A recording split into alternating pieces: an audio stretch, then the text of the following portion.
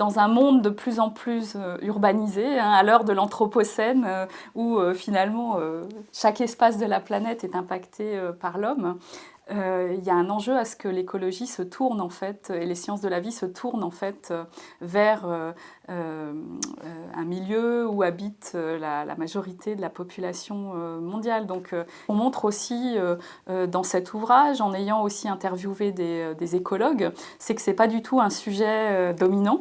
Et le livre s'intéresse justement à cette entrée en ville de l'écologie scientifique, des sciences de la nature.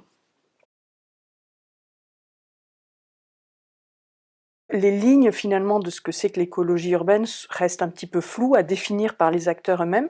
Et ce qui nous a intéressé, c'est finalement de considérer l'écologie urbaine comme un espace d'expérimentation et de transformation de ce que c'est que de faire de l'écologie d'une part, et aussi de transformation de la manière dont on va planifier et gérer la ville.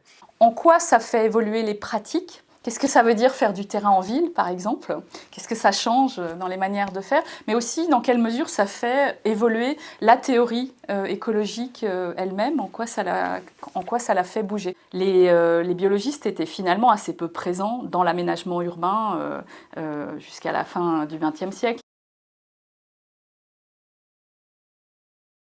Le développement de l'écologie urbaine a changé le regard des écologues sur la ville, qui la voyaient a priori comme un endroit sans nature, ou avec une pauvre nature qui émergeait entre béton et bitume. L'écologie urbaine a montré qu'il y avait une certaine biodiversité en ville, que la ville pouvait être refuge pour un certain nombre d'espèces, par exemple chasser des espaces agricoles. Je pense par exemple au faucon pèlerin qui maintenant vient chasser en ville. Et c'est vraiment au centre de l'ouvrage cette idée de changer notre regard sur la nature. L'idée de l'ouvrage, et plus largement je crois de l'écologie urbaine, c'est vraiment de dépasser une vision dualiste selon laquelle il y aurait d'un côté la nature et de l'autre côté la ville. Donc l'idée c'est d'essayer de remplacer un petit peu cette vision dualiste par une pensée plus hybride, au sens plus mélangé, qui se permet de mélanger davantage finalement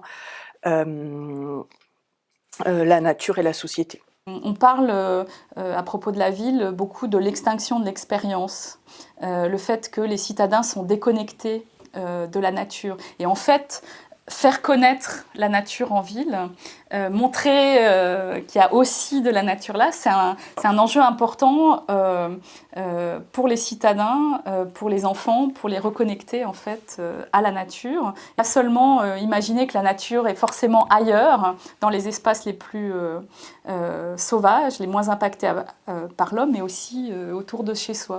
Et souvent, il n'est que de regarder ce qu'il y a autour de soi pour se rendre compte qu'il y a plein de nature en ville.